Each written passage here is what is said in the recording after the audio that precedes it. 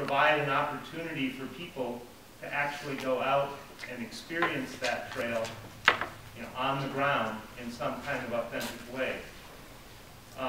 As my good friend Mike Dahl from the Overmountain Victory Trail Association has said oftentimes over the years, you can't tell the story of the trail if we can't do it in the place that it actually happened. And as someone else mentioned, that's the magic inherent in the historic trails that's not there in the history books. It's the opportunity to be out there in the actual place where the history happened and the history can continue on. And so I'm wondering if we need to rework this vision to add an element that talks about not just preserving like the ruts or the swales, or we know that this is where the Camino was right here, but what about the setting in which those resources are located?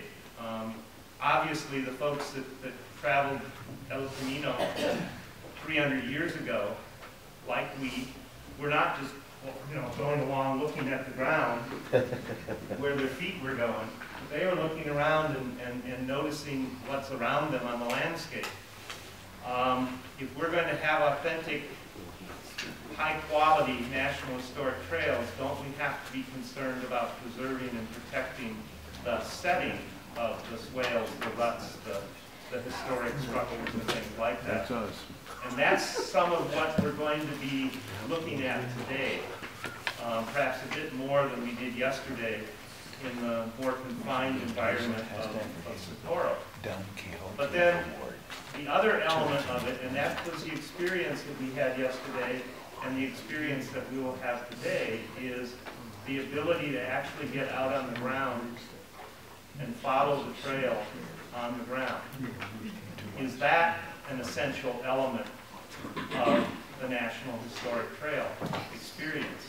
And if it is, how do we ensure that that opportunity is available? And maybe that is an element that we have to build into this vision for the future. So we'll have more opportunities.